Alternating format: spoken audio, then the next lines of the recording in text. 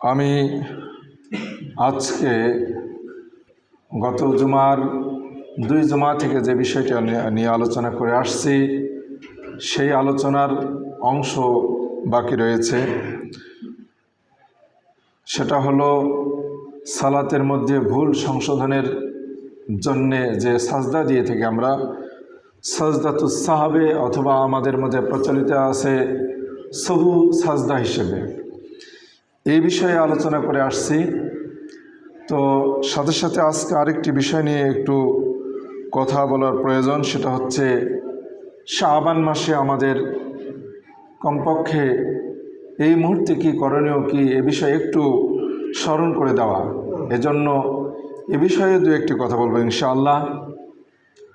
আল্লাহ রাব্বুল আলামিন আমাকে তৌফিক দান করুন।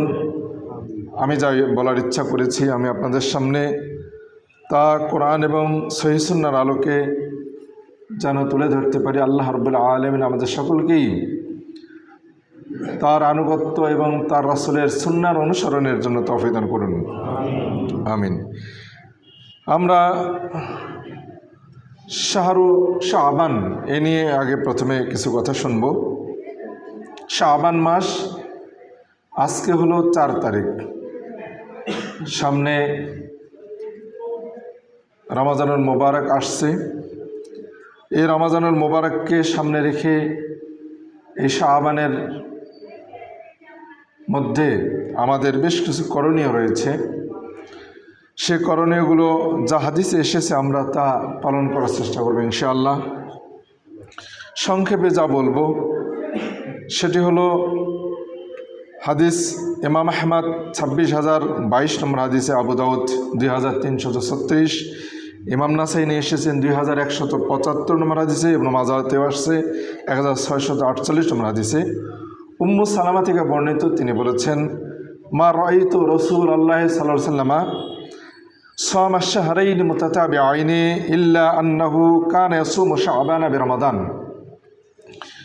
আমি রাসূলুল্লাহ সাল্লাল্লাহু আলাইহি ওয়াসাল্লামকে একাধারে 2টি মাস সিয়াম পালন করতে দেখিনি। একাধারে 2টি মাস, কেবলমাত্র রমাজানের সাথে শাবান ছাড়া, অর্থাৎ রমাজান তো সামনে আসছেই এবং এর সাথে শাবান মাসেও তিনি সিয়াম পালন করেছেন। হাদিসের আলোকে বোঝা যাচ্ছে যে উম্মু সালামা থেকে যে হাদিসটি সেই হাদিস আসছে, বোঝা গেল যে রাসূলুল্লাহ সাল্লাল্লাহু আলাইহি ওয়াসাল্লাম শাবান মাস পুরোটাই তিনি সিয়াম পালন করেছিলেন। আবু দাউদের হাদিসে এভাবে আসছে, আন্নান নবী সাল্লাল্লাহু আলাইহি ওয়াসাল্লাম লাম ইয়াকুন ইয়াসুমু মিনাস সানাতি শাহরান তাম্মান ইল্লা শাবানা, যে নবী সাল্লাল্লাহু আলাইহি ওয়াসাল্লাম তিনি পরিপূর্ণ একটি মাস, রমজানের সাথে পরিপূর্ণ একটি মাস সিয়াম পালন করেছেন, সেটি হলো শাবান। শাবান ছাড়া অন্য কোনো মাস তিনি এভাবে সিয়াম পালন করেননি। এই হাদিসটি সহিহ হাদিস। এভাবে সহিহ মুসলিমের আরেকটি হাদিসে এসেছে 1156 নম্বর হাদিসে, আয়েশা থেকে বর্ণিত, তিনি বলছেন, আবু সালামা জিজ্ঞেস করেছিলেন আয়েশাকে, যে আমি আয়েশাকে জিজ্ঞেস করলাম রাসূলুল্লাহ সাল্লাল্লাহু আলাইহি ওয়াসাল্লামের সিয়াম সম্পর্কে। ফাকালাত, তখন তিনি বললেন, কানা ইয়াসুমু হাত্তা নাকুল কাদ সামা।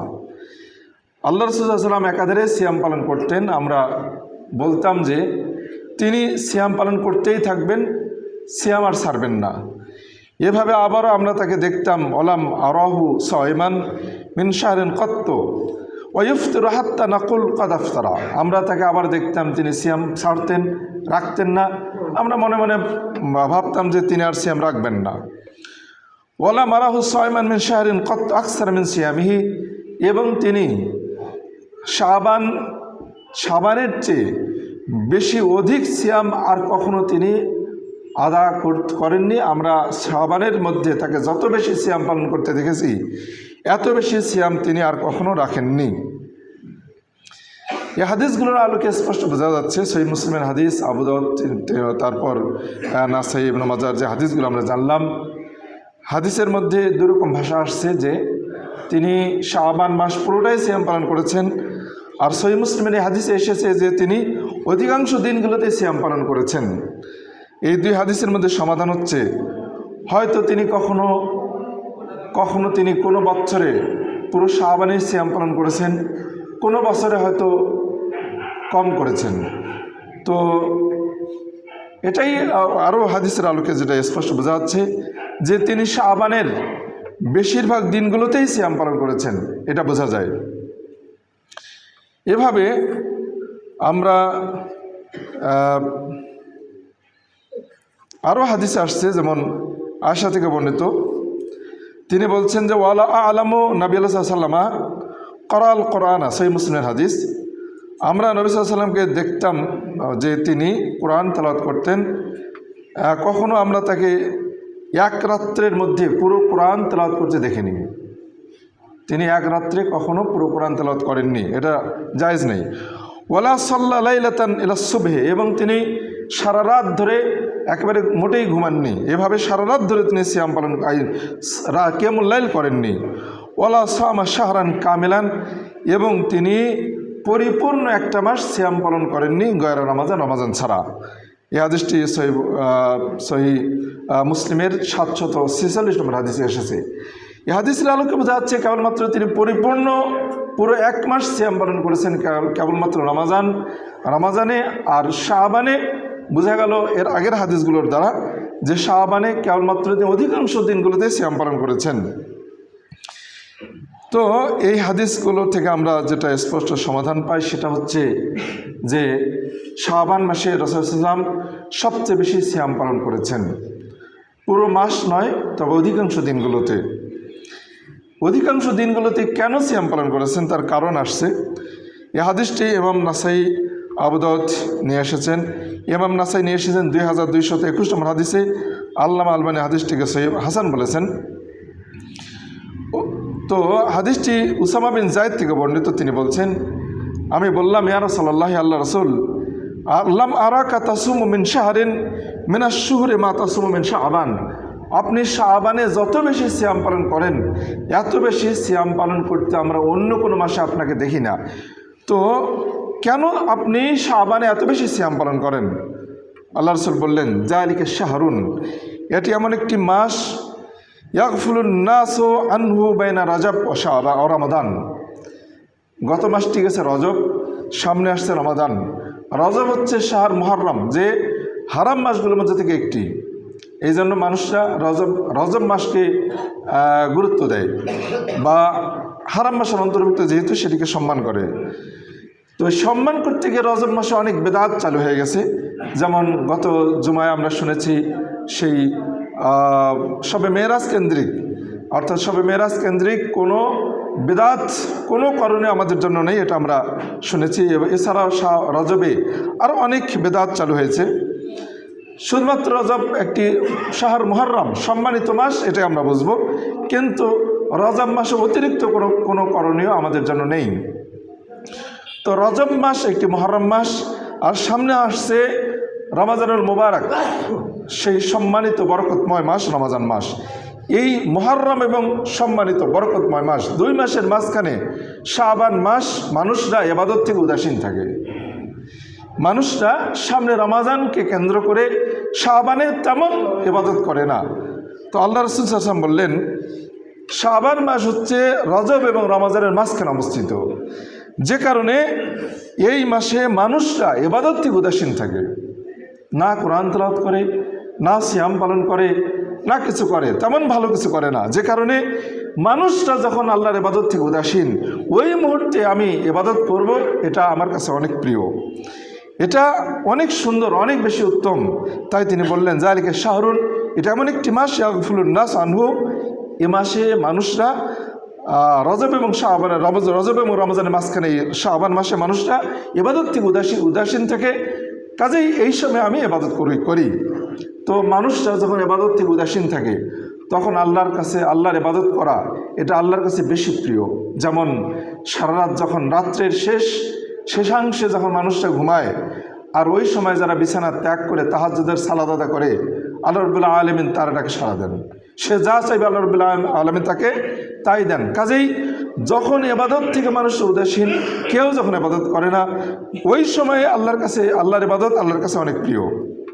এই হিসেবে আমি এই শাবানে বেশি বেশি সিয়াম পালন করি। দ্বিতীয় কারণ আল্লাহ রাসূল বললেন ওহুয়া শাহরুন, এটা এমন একটি মাস তুরফাউ ফিহিল আমালু ইলা রাব্বিল আলামিন, যে মাসে রব্বুল আলামিনের কাছে বান্দাদের আমল তুলে ধরা হয়। বান্দাদের সারা বছরের কাজকে, সারা বছরের হিসাব নিকাশ আল্লাহর কাছে তুলে ধরা হয়। কাজেই আমি চাই, আল্লাহ রাসূল বললেন কাজেই ফাউহিব্বু, আমি পছন্দ করি যে আইয়ুরফা আমালি ওয়া আনা সায়েম, আমি সিয়াম অবস্থায় আমার আমলগুলো আল্লাহর কাছে পেশ করা হোক, তুলে ধরা হোক, এটা আমি চাই। যেখানে আল্লাহ রাব্বুল আলামিন তার প্রিয় হাবিব রাসূল সাল্লাল্লাহু আলাইহি ওয়াসাল্লামের সকল আগের পরের সকল পাপকে ক্ষমা করে দিয়েছেন, এরপরেও তার কাজগুলো আল্লাহর কাছে, তার সিয়াম অবস্থায় আল্লাহর কাছে তুলে ধরা হোক, এটা তিনি চান। এই কারণে তিনি শাবান মাসে বেশি বেশি সিয়াম পালন করেছেন। সিয়াম অবস্থায় আল্লাহর কাছে তার আমলগুলো তুলে ধরা হোক, যাতে করে আল্লাহ রাব্বুল আলামিন তার উপরে খুশি থাকেন। তো আমরা আল্লাহ রাসূলের চেয়ে অনেক বেশি ভালো করতে পারবো এমনটা নয়। তার মধ্যে যে তাকওয়া রয়েছে আমাদের মধ্যে সেই পরিমাণ তাকওয়া নেই। তো এরপরেও আল্লাহ সাল্লাল্লাহু আলাইহি ওয়াসাল্লাম তিনি আল্লাহ রাব্বুল আলামিনের শুকর করার জন্য, আল্লাহ রাব্বুল আলামিনের কৃতজ্ঞ বান্দা হওয়ার জন্য তিনি বেশি বেশি ইবাদত করেছেন। তো আসুন আমরা আল্লাহ রাসূল সাল্লাল্লাহু আলাইহি ওয়াসাল্লামের সুন্নাহকে আঁকড়ে ধরার চেষ্টা করব। আমরা এই শাবান মাসে আরও হাদিস আসছে যে প্রথম অর্ধেকে আল্লাহ সাল্লাল্লাহু আলাইহি ওয়াসাল্লাম প্রায় প্রথম অর্ধেক পুরোটাই তিনি সিয়াম পালন করেছিলেন এমনটা, এবং তিনি বলেছেন এই বিষয়গুলো। কাজে আমরা যতটুকু পারি শাবানে কিছুটা হলেও সিয়াম পালনের চেষ্টা করবে ইনশাআল্লাহ। আল্লাহ রাব্বুল আলামিন আমাদের তৌফিক দান করুন। যেহেতু এই মাসে মানুষরা ইবাদত থেকে উদাসীন থাকে, যে কারণে আল্লাহ রাসূল সিয়াম পালন করেছিলেন, আমরা সেটা এই সুন্নাহকে ধরার চেষ্টা করব। এবং সাথে সাথে যেহেতু আমাদের সারা বছরের আমল আল্লাহর কাছে তুলে ধরা হবে, পেশ করা হবে। মিথ্যা বলেছে, গীবত করেছে, অন্যায় করেছি, ব্যবসা বাণিজ্য করতে অনেক ধোঁকা দিয়েছি, অনেক অন্যায় করেছি, মানুষের হক অধিকার নষ্ট করেছি, অনেক অপরাধ করে আসছি। এই অপরাধগুলো থেকে আল্লাহর কাছে ক্ষমা, মানুষের অধিকার বুঝে দেওয়ার চেষ্টা করতে হবে। সাথে সাথে আল্লাহ রাব্বুল আলামিনের যে আদেশ অমান্য করার কারণে যে অপরাধ, যে আল্লাহর কাছে যে আল্লাহর সাথে অবাধ্যতা করেছি, সেই অবাধ্যতার পাপ থেকে উঠে আসার জন্যে আমরা চেষ্টা করব, যাতে করে আল্লাহ রাব্বুল আলামিনের কাছে আমাদের আমলগুলোকে সহজে তুলে ধরা হয়। আমাদের আমলগুলো যেন তিনি গ্রহণ করেন, পাপগুলো যেন তিনি আমাদেরকে ক্ষমা করে দেন, আমাদের ভালো ভালো কাজগুলোর নেকি যেন তিনি যতটুকু আমাদের জান্নাতের পথ সুগম হবে সেটা যেন তিনি দেন। আল্লাহ রাব্বুল আলামিন আমাদের সেই তৌফিক দান করুন। সকল বলে আমিন আমিন রাহমাকুমুল্লাহ। আগামীতে ইনশাআল্লাহ এই নিসফে শাবান সম্পর্কে আলোচনার সামনে হবে ইনশাআল্লাহ। আল্লাহ রাব্বুল আলামিন আমাদের এই শাবানে আপাতত যতটুকু করণীয় বেশি বেশি সিয়াম পালন, সাথে সাথে যাদের গত বছরের ফরজ সিয়াম যাদের ছুটে গেছে, যে কোনো কারণে হোক না কেন, অসুস্থতার কারণে হোক না কেন, বিশেষ করে মা বোনদের যদি সিয়াম ছুটে গিয়ে থাকে তাহলে সেই সিয়ামগুলো আমরা পালনের চেষ্টা করব। এই রমাজানের আসার আগেই এই শাবান মাসের মধ্যে আমরা সেটা পালনের চেষ্টা করব ইনশাআল্লাহ। এবং যদি কারো মান্নতের সিয়াম থাকে, যদি কারো কাফারার সিয়াম থাকে, আমরা সেগুলো যত তাড়াতাড়ি পারা যায় সেগুলো পালনের চেষ্টা করব। আল্লাহ রাব্বুল আলামিন আমাদেরকে এই সিয়াম পালনের জন্য যতটুকু করণীয় সেটা করার তৌফিক দান করুন। সকল বলে আমিন আমিন। এরপর আমরা যে বিষয়ে আমি গত 2 জুমা থেকে কথা বলে আসছি সেটা হলো ভুল সংশোধনের সাজদা। ভুল সংশোধন, এই ভুল সংশোধন এটা আমি গত 2 জুমাতে বলে আসছি যে আমাদের ভুল হবে, এটাই স্বাভাবিক। রমাজানুল মুবারকের আগে এই যে শাবান মাসে আল্লাহ রাসূল সাল্লাল্লাহু আলাইহি ওয়াসাল্লাম বেশি বেশি সিয়াম পালন করেছেন, এবং রমাজান যখন বিদায় নেবে, আবার রমাজানের পরে শাওয়ালের মধ্যে আবার 6টি সিয়াম রয়েছে। এই যে ফরজ সিয়ামের আগে এবং পরে সিয়াম পালন, ফরজকে পূর্ণতা দেওয়ার জন্য, ফরজের মধ্যে যে ঘাটতি হবে, যে গীবাত হবে, যে অন্যায় হবে, সিয়াম পালনে যতটুকু অসম্পূর্ণতা হবে সেটাকে পরিপূর্ণতা দানের জন্য আল্লাহ রাব্বুল আলামিন এই ব্যবস্থা করেছেন আমাদের জন্য। একইভাবে প্রতিটি ইবাদত, যত ফরজ ইবাদত আছে, প্রত্যেকটি ফরজ ইবাদত যেমনভাবে করার প্রয়োজন আমরা হয়তো তেমনভাবে করতে পারি না, যে কারণে প্রত্যেকটি ফরজ ইবাদতকে পূর্ণ দেওয়ার জন্য বা যতটুকু ঘাটতে হবে সাধ্যমতো সেটাকে পূরণ করার জন্যে আল্লাহ রাব্বুল আলামিন সেই ইবাদতের নফল কিছু দিক রেখেছেন। যেমন ফরজ জাকাত রয়েছে, ফরজ অসর রয়েছে, তার বিপরীতে তার সাথে সাথে আবার নফল দান রয়েছে। একইভাবে রমাজানের মধ্যেও তাই, সিয়ামের ব্যাপারেও তাই। যেমন রমাজানের আগে পরে আছে প্রত্যেক মাসে 3টি সিয়াম রয়েছে, তারপর প্রত্যেক সপ্তাহে সোম এবং বৃহস্পতিবার সিয়াম রয়েছে। এভাবে ফরজ সিয়ামের ঘাটতি পূরণ হবে। একইভাবে সালাতের ব্যাপারেও তাই। আমরা সকলে জানি, হাদিসটি এসেছে ইমাম আবু দাউদ 8864 নম্বর হাদিসে। আল্লাহ রাসূল বলেছেন, ইন্না আউয়ালা মা ইউহাসাবু বিল আবদি ইয়াওমাল কিয়ামা, কিয়ামতের দিনে বান্দার সর্বপ্রথম যে ইবাদতের হিসাব নেওয়া হবে সেটা হচ্ছে সালাতের হিসাব নেওয়া হবে। ফাইন সালাহাত ফাকাত আফলাহা ওয়া আনজাহা, যদি সালাত ঠিক থাকে তাহলে সে পাস করলো, সে সফল হয়ে গেল। যদি কারো সালাত ঠিক থাকে সে আফলাহ, সফল হলো, পাস করলো। ওয়াইন ফাসাদাত, আর যদি কারো সালাত নষ্ট হয়ে যায়, ফাকাত খাবা খাসেরা, তাহলে সে ব্যর্থ হলো এবং অকৃতকার্য হলো, পরাজিত হলো। কালার ফাইনিন তাকাসা মিন ফারিদাতি শাইউন, যদি কোনো ব্যক্তির ফরজ ইবাদতের কোনো ঘাটতি থাকে তাহলে কালা রব আযজা ওয়া জাল, আল্লাহ রাব্বুল আলামিন বলবেন, উনজুরু হাল আবদি মিন তাতাব্বু, তোমরা দেখো আমার বান্দার কোনো নফল ইবাদত আছে কিনা, অতিরিক্ত কোনো ইবাদত আছে কিনা।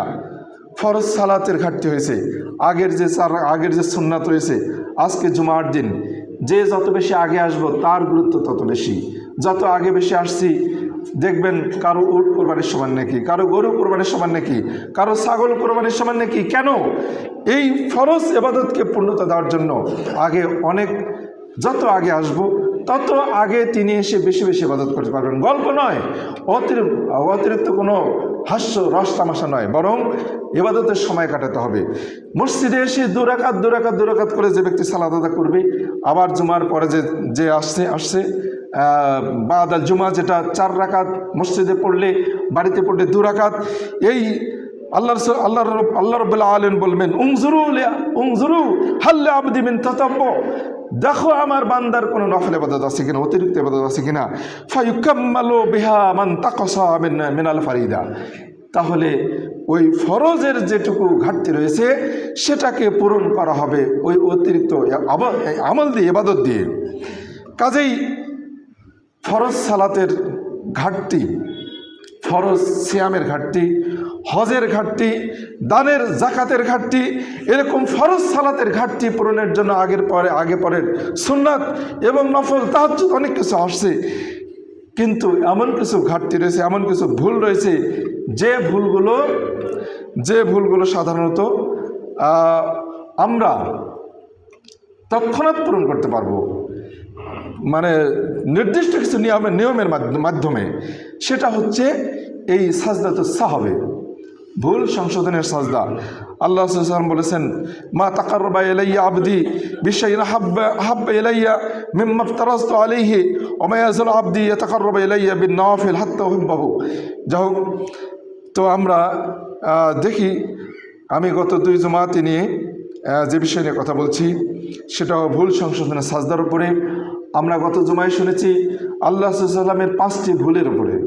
আল্লাহ রাসূল সাল্লাল্লাহু আলাইহি ওয়াসাল্লাম সালাতের ভুল সংশোধনের ক্ষেত্রে তার 5টি কাজ এবং আমল আসছে, কাজ এবং উক্তি আসছে, বক্তব্য আসছে। তিনি স্বয়ং নিজেই ভুল করেছেন। 4-এর জায়গায় 2 পরে সালাম ফিরে দিয়েছেন, 4-এর জায়গায় 3 পরে সালাম ফিরে দিয়েছেন, 4-এর জায়গায় তিনি 5 পরে দিয়েছেন, মাঝখানে তাশাহুদ না পড়ে তিনি উঠে গিয়েছেন 4 এবং 4 রাকাত সালাতের মধ্যে।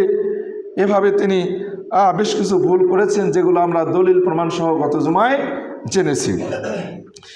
আমি আজকে বিষয়টি আরো একটু স্পষ্ট করার চেষ্টা করব যে কিভাবে আমরা সালাতের ভুলকে সংশোধন করব। তো আমরা সালাত এর মধ্যে আমাদের ভুল হবে, এটাই স্বাভাবিক। ভুল যে কারণে ভুল, সিজদা সাহুর কারণ সমূহ যেগুলো, সিজদা সাহুর কারণ মূলত মোট হচ্ছে 3টি। একটি হলো বেশি হওয়া, আরেকটি হলো কম হওয়া, আরেকটি হচ্ছে সন্দেহ। এই 3টি হচ্ছে অবস্থা যে নামাজের মধ্যে সিজদা সাহুর কারণ হলো 3টি। একটি হলো বেশি হওয়া, আরেকটি হলো কম হওয়া, আরেকটি হচ্ছে সন্দেহ হওয়া। আমরা খেয়াল করব নামাজের মধ্যে বৃদ্ধির বিভিন্ন দিকগুলো। যদি কেউ ইচ্ছাকৃতভাবে সালাতের মধ্যে অতিরিক্ত কিছু কাজ করে, অতিরিক্ত রুকু করলো, অতিরিক্ত সিজদা করলো, সালাতে দাঁড়ানো বা বসা যোগ করলো, অতিরিক্ত কিছু করলো, তাহলে ইচ্ছাকৃতভাবে যদি কোনো ব্যক্তি ইবাদতের মধ্যে জানে যে ঠিক আছে এরপরে অতিরিক্ত করলো, এমনটা ইচ্ছাকৃতভাবে যদি কোনো ব্যক্তি অতিরিক্ত করে, তাহলে তার সালাত বাতিল বলে গণ্য হবে, যেহেতু ইচ্ছাকৃতভাবে অতিরিক্ত কাজ করেছে। আর আমরা তো জানি আল্লাহ সাল্লাল্লাহু আলাইহি ওয়াসাল্লাম বলেছেন, মানে আমিলা আমালান লাইসা আলাইহি আমরুনা ফারাদ্দুন, যে ব্যক্তি অতিরিক্ত কোনো কাজ, যে ব্যক্তি এমন একটা কাজ করবে যে কাজের ব্যাপারে আমার কোনো নির্দেশনা নেই, আদেশ নাই, এমন কাজ প্রত্যাখ্যাত। সহিহ মুসলিমের 1718 নম্বর হাদিস, এটা আমরা সকলে জানি।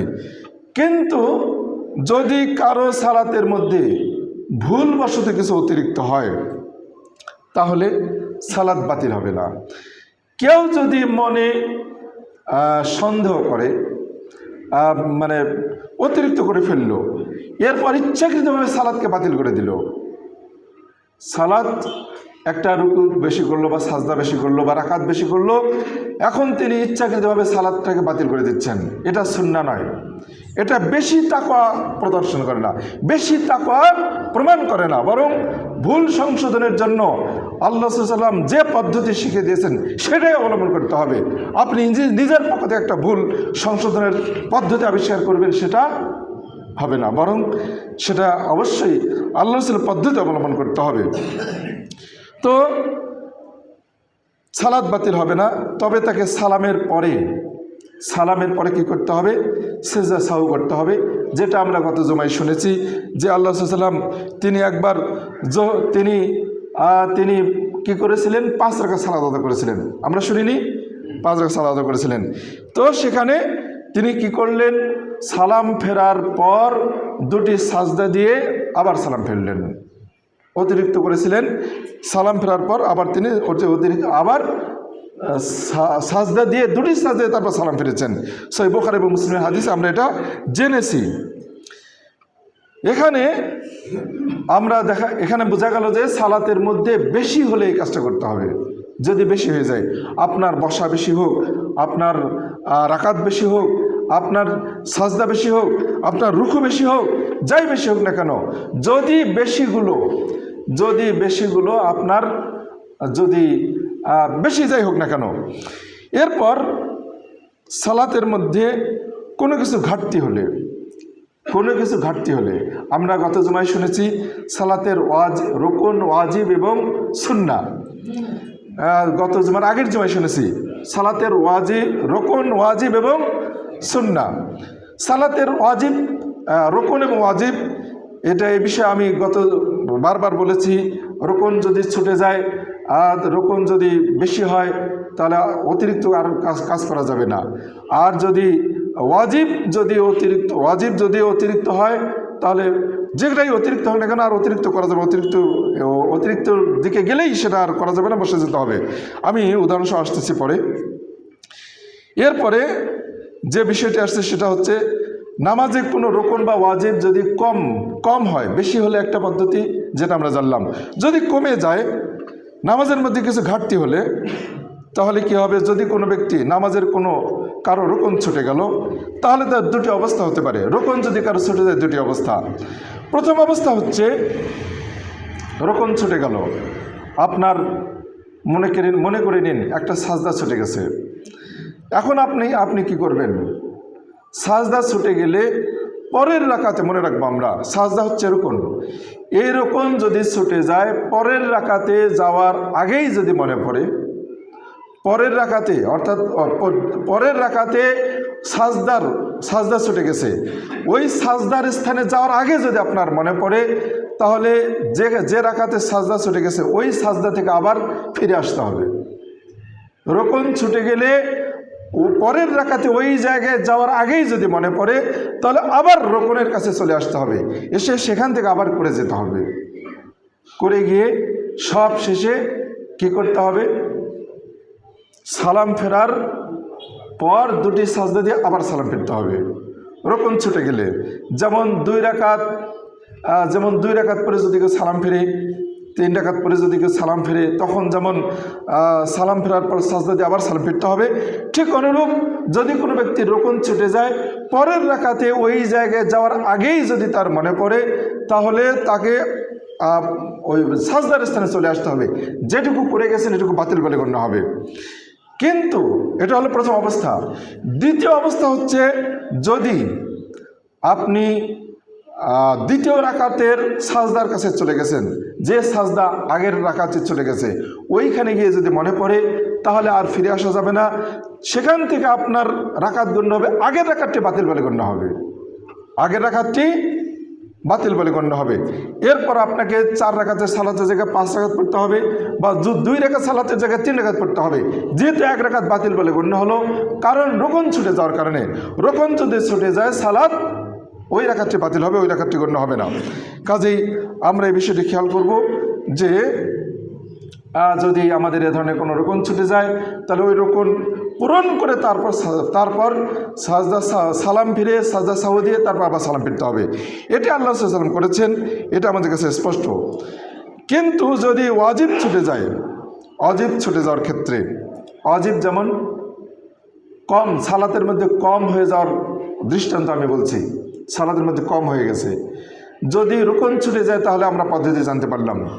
কিন্তু রুকুন ওয়াজিব যদি ছুটে যায়, ওয়াজিব হচ্ছে যেমন ধরে নিন, ওয়াজিব হচ্ছে যেমন আমরা 2, 3 এবং 4 রাকাত সালাতের মাঝখানে যে তাশাহুদ, এটা হলো ওয়াজিব, এটা হলো ওয়াজিব। অনুরূপভাবে সাজদা রুকুতে সুবহান রাব্বিয়াল আ'লা বলাটা ওয়াজিব, সাজদায় রুকুতে সুবহান রাব্বিয়াল আযীম বলা ওয়াজিব, সাজদায় গিয়ে সুবহান রাব্বিয়াল আ'লা বলাটা ওয়াজিব। যদি কেউ রুকুতে সুবহান রাব্বিয়াল আযীম বলেননি, সাজদায় গিয়ে সুবহান রাব্বিয়াল আ'লা বলেননি, এরকম ওয়াজিব যদি ছুটে যায়, তাহলে ছুটে যাওয়ার মুহূর্তে যদি আপনার মনে পড়ে, পরের অবস্থায় যাওয়ার আগে যদি মনে পড়ে, তাহলে সেখানে ফিরে এসে ওই ওয়াজিব আদা করে তারপর সামনে দিকে আগাতে হবে। কিন্তু যদি আপনি পরের অবস্থায় চলে গেছেন, মনে নেই আপনার, পরের অবস্থায় চলে গেছেন, তাহলে আর ফিরে আসা যাবে না, আপনাকে কন্টিনিউ সালাত পড়ে যেতে হবে। সব শেষে সালাম ফেরার আগেই 2টি সাজদা সাহু দিতে হবে। আমরা যেটা গত জুমায় শুনেছি, আল্লাহ সাল্লাম 4 রাকাত সালাতের মধ্যে 2 রাকাতের মধ্যে তাশাহুদ না পড়ে উঠে গেছেন। এরপর তিনি সালাম ফেরার আগেই 2টি সাজদা সাহু দিয়ে তারপর সালাম ফিরেছেন। কাজেই আমরা এটা স্পষ্ট বুঝতে পারলাম, ওয়াজিব ছুটে যাওয়ার ক্ষেত্রে রুকুন ছুটে গেলে সেটা আদা করতে হবেই। যদি আদা করতে না পারে তাহলে ওই রাকাতটা বাতিল বলে গণ্য হবে। আর যদি ওয়াজিব ছুটে যায়, ওয়াজিব ছুটে গেলে, ওয়াজিব যদি সেটা পরের অবস্থায় যাওয়ার আগেই মনে পড়ে, তাহলে সেটা ফিরে এসে ওয়াজিবটা পালন করতে হবে। আর যদি পরের রাকাতে আর পরের অবস্থায় যাওয়ার পর মনে পড়ে, তাহলে ওটা বাতিল বলে গণ্য, অর্থাৎ আর ফিরে আসা যাবে না, পড়ে যেতে হবে। কিন্তু শেষে সালাম ফেরার আগে 2টি সাজদা সাহু দিতে হবে। কাজেই আমাদের যদি মাঝখানে তাশাহুদ ছুটে যায়, আপনি দাঁড়িয়ে যাচ্ছেন, দাঁড়ানোর মুহূর্তে যদি আপনার মনে পড়ে, পরিপূর্ণ দাঁড়াননি, দাঁড়াতে গিয়ে মনে পড়ছে, তাহলে আপনাকে বসে যেতে হবে, বসে গিয়ে তাশাহুদ পাঠ করতে হবে।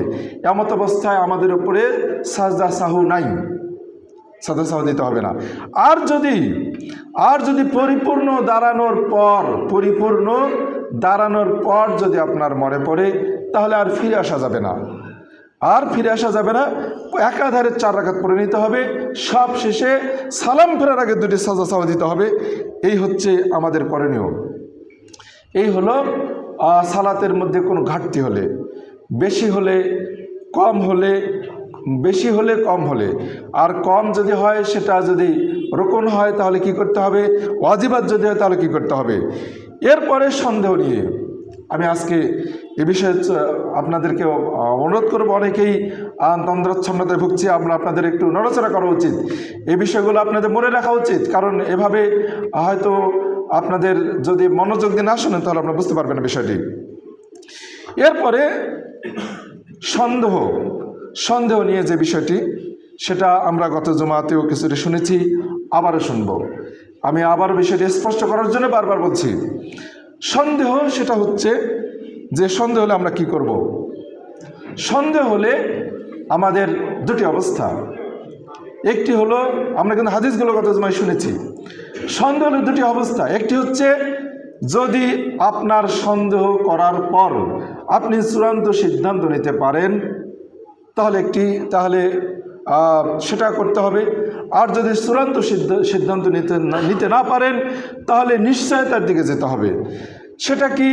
যদি চূড়ান্ত সিদ্ধান্ত নিতে পারেন, আপনি 3 না 4 রাকাত পড়লেন, 3 না 4 রাকাত পড়লেন বা 4 না 5 পড়লেন, সন্দেহ করছেন, তাহলে এমত অবস্থায় আপনি চিন্তা করে খুঁজে পেয়ে গেলেন যে আপনি মূলত কয় রাকাত পড়েছেন স্পষ্ট আপনার কাছে।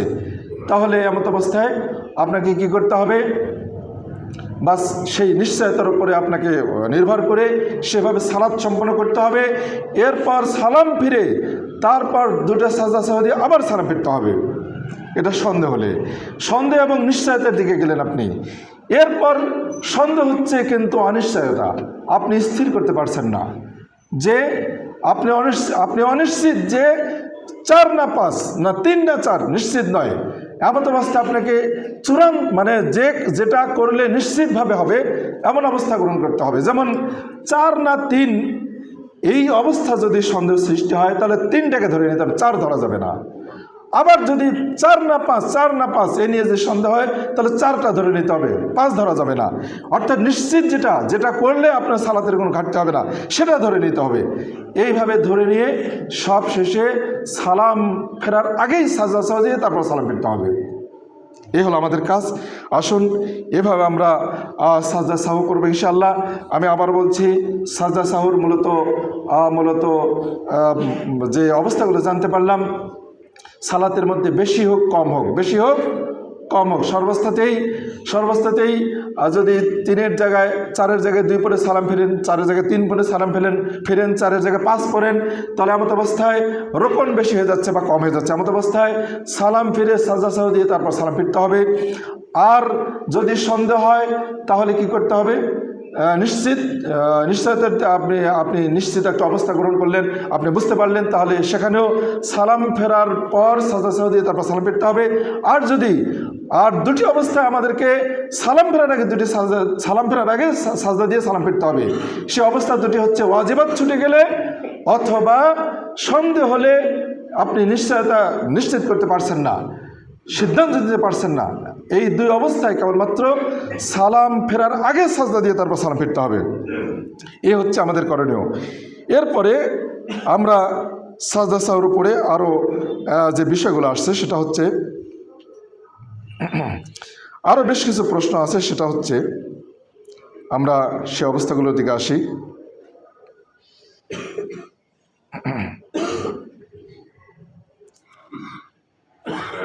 ভুলবশত যে কোনো ওয়াজিব ছুটে যায় বা রুকুন বা কোনো কিছু ছুটে যায় আর কি,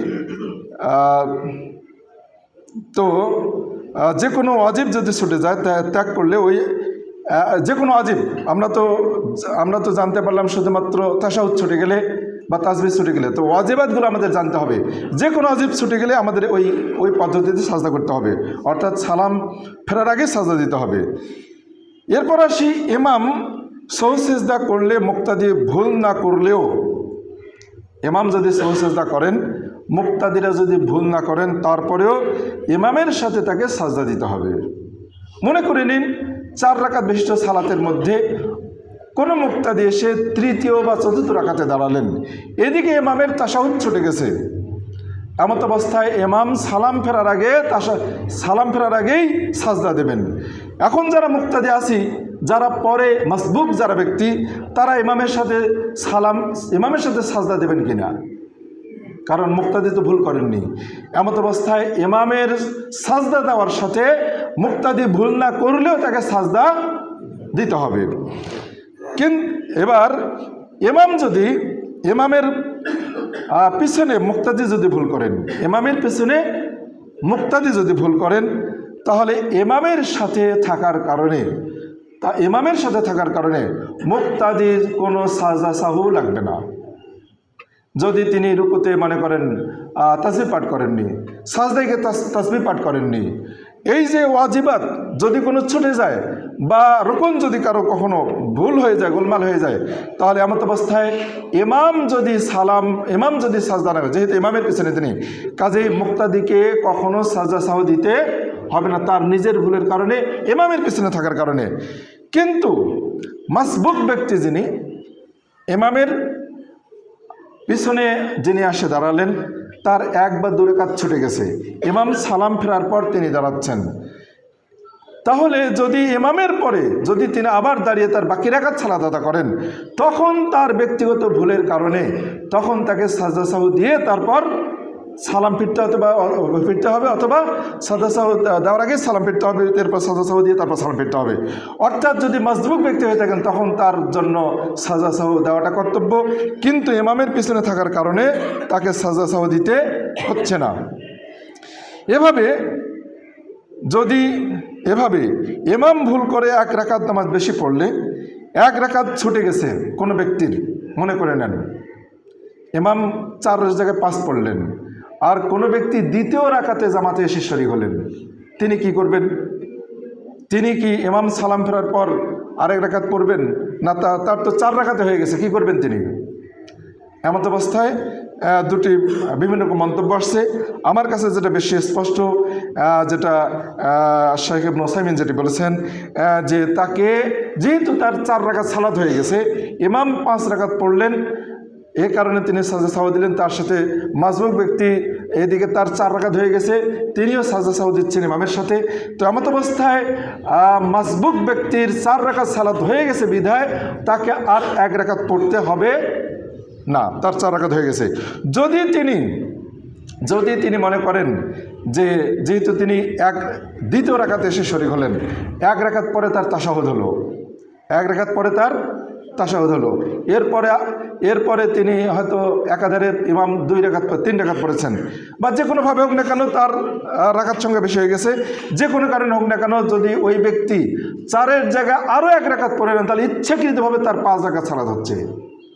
এই ইচ্ছাকৃতভাবে 5 রাকাত সালাত পড়াটা ঠিক নয়। কাজেই এখানে ইমামের সাথে তাকে সালাম ফিরে যেতে হবে, বাস এভাবে তার রাকাত হয়ে গেল।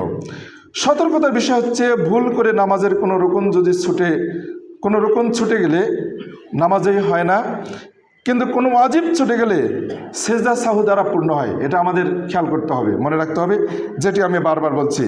কোনো সুন্নাত ছুটে গেলে, সুন্নাতের ব্যাপারে আসি, কোনো সুন্নাত ছুটে গেলে সালাতের কোনো ক্ষতি হয় না। যেমন ধরে নিন, যদি কোনো ব্যক্তি সালাতের যেগুলো হচ্ছে সুন্না, যেমন সানা পাঠ করা সুন্না, এই সানা যদি কোনো ব্যক্তি পাঠ না করেন তাহলে তার সালাতের কোনো ক্ষতি হয় না। তবে কোনো ইমাম বলেছেন যে রুকুন ছুটে গেলে সেটা অবশ্যই পালন করতে হবে, ওয়াজিব ছুটে গেলে সাজদা সাহু দ্বারাই পূর্ণ হবে, এবং সুন্না ছুটে গেলে তার সাজদা সাহু দেওয়াটাও সুন্না, যদি না দেন সালাতের কোনো ঘাটতি হবে না। কোনো আলেম এ কথাটি বলেছেন। কাজেই আসুন আমরা যতটুকু শুনলাম, আমাদের আরেকটি বিষয় আসে, সেটা হলো, আমি এই বিষয়টি বলে শেষ করে দিচ্ছি, সেটা হলো কেরাত করতে করতে যদি কোনো ব্যক্তি কেরাত পড়তে পড়তে ভুলে গেলেন, অথবা কাশি ধরলো, বা যে কোনো কারণ হোক না কেন, হয়তো যদি পরিমাণ মতো পড়া হয়ে যায়, কেরাত পড়তে পড়তে ভুলে গেছি, আর কেরাত হয়তো পড়তে পারছি না অসুস্থতার কারণে বা মনে নেই, যে কোনো কারণে হোক না কেন, যদি কেরাত পরিমাণ মতো হয়ে যায়, অর্থাৎ সূরাতুল আল কাউসার সম পরিমাণ যদি হয়, এটা একটি আয়াত হলেও যদি এতটুকু পরিমাণ হয়, তাহলে তিনি রুকুতে চলে যাবেন, আর কিছু করতে হবে না তাকে। অবশ্য কেরাত যদি ছোটো মনে হয় তাহলে অন্য সূরা পড়লেও পড়তে পারেন, কোনো অসুবিধা নেই। আর কেরাতের মধ্যে যদি কোনো ভুল হয় তাহলে এর জন্য সাজদা সাহু লাগবে না। কিন্তু হানাফি মাযহাব অনুসারে যদি কেরাত ছুটে যায় তাহলে তার সাজদা সাহু লাগবে, এটা হানাফি মাযহাব অনুসারে। অথচ এটি স্পষ্ট যে কেরাত পাঠ হচ্ছে একটি সূরা ফাতিহা রুকুন, কিন্তু কেরাত পাঠ হচ্ছে সুন্নাহ। তো গত জুমাতে এক ভাই এরকম হাস্যকর, সম্ভবত গত জুমার আগের জুমা এক ভাই এরকম একটা ঘটনা বললেন, হাস্যকর ঘটনা বললেন। কোন এক মসজিদে তিনি এরকম ইমামের কেরাত ভুল হচ্ছে, তিনি সালাত পুরোটাই বাদ দিয়ে আবার সালাত শুরু করলেন, আবার কেরাত ভুল হচ্ছে, তিনি বলতে পারছেন না, তিনি আটকে গেছেন, আবারও সালাত বাদ দিয়ে তিনি আবার শুরু করলেন। এভাবে তৃতীয়বার সবশেষে তিনি আবার সালাত বাদ দিয়ে তিনি মুক্তাদির উদ্দেশ্যে বললেন, এখানে কোনো ব্যক্তি আছে যার ওযু ঠিক নাই, এই জন্য আমার কেরাত ভুল যাচ্ছে। এরকম তিনি মুক্তাদির উদ্দেশ্যে বললেন। এই যে কেরাত ভুল গেলে কি করণীয়, অসংখ্য আলেম অনেকে এটা জানি না। মূলত ইমামদের এই বিষয়গুলো জানাটা খুবই জরুরি। কাজে আসুন, পাশাপাশি আমাদের মুক্তাদিদেরও জানতে হবে। এমনটা নয় যে ইমাম যা করে মুক্তাদির কোনো কাজ নেই, না। যদি ইমাম এর উপরেই ছেড়ে দেন, তাহলে ইমামের ভুল গেলে কিভাবে আপনি ইমামকে সংশোধন করবেন, আপনি কিভাবে সতর্ক করবেন? ইমামকে সতর্ক করতে হবে। ইমামের ভুল গেলে মুক্তাদিদের সতর্ক করাটা জরুরি, আবশ্যক, করতেই হবে। যদি আপনি জেনে থাকেন, বুঝে থাকেন, আপনি বুঝলেন অথচ সতর্ক করছেন না, এটা হবে না। আর সতর্ক করার যেটা আমাদের দেশে প্রচলিত আছে যে আল্লাহু আকবার বলা, সাধারণত আমি যেটা দেখি, ইন্নালিল্লাহ বরঞ্চ হাদিস আসছে, স্পষ্ট হাদিস আসছে, কি বলতে হবে? সুবহানাল্লাহ বলতে হবে, সুবহানাল্লাহ বলতে হবে, এটা হলো স্পষ্ট। আর মেয়েদের জামাতে শুধু মেয়েরা একে অপরকে তালির মাধ্যমে বা হাত বা রানের মধ্যে হাত দিয়ে এভাবে আওয়াজ করতে হবে, করে মহিলা মুক্তাদি, মহিলা ইমামকে সতর্ক করবেন। এটা হচ্ছে পদ্ধতি। তো আসুন আমরা এইভাবে সালাত সংশোধনের চেষ্টা করব। আর সাথে সাথে কেরাত ভুল গেলে সেখানে সুবহানাল্লাহ নয়, বরং কী করতে হবে, আপনার যদি ওই কেরাতটা জানা থাকে তাহলে বলে দিতে হবে, পরবর্তী আয়াত, পরবর্তী শব্দগুলো আপনাকে স্মরণ করে দিতে হবে ইমামকে। এটি হচ্ছে আমাদের করণীয়। আল্লাহ রাব্বুল আলামিন আমরা যতটুকু শুনলাম এর উপরে আমল করার তৌফিক দান করুন, সকল বলে আমিন। আমি গত জুমাতে বলেছি যে আমরা সাধারণত সকল ভুলের সময় আমরা সাজদা দিয়ে তারপর সালাম ফিরি, এটাও অনেক আলেমের মন্তব্য। আবার যারা আমাদের দেশে মাযহাবী যারা রয়েছেন তারা দেখা যায় তাশাহুদ পড়েন, আবার তাশাহুদ সালাম দিয়ে আবার তাশাহুদ পড়েন, তারপর সালাম ফেরেন। এই যে দুইবার তাশাহুদ, এটা কোনো হাদিসে না, এটা একটি বাতিল পদ্ধতি, এটা একটি হাদিসবিহীন, দলিল প্রমাণবিহীন একটি পদ্ধতি। আল্লাহ রাব্বুল আলামিন আমাদেরকে তার রাসূলের সুন্নাহ মোতাবেক সালাত আদায়ের তৌফিক দান করুন, সকল বলে আমিন। আমিন রহমাতুল্লাহ।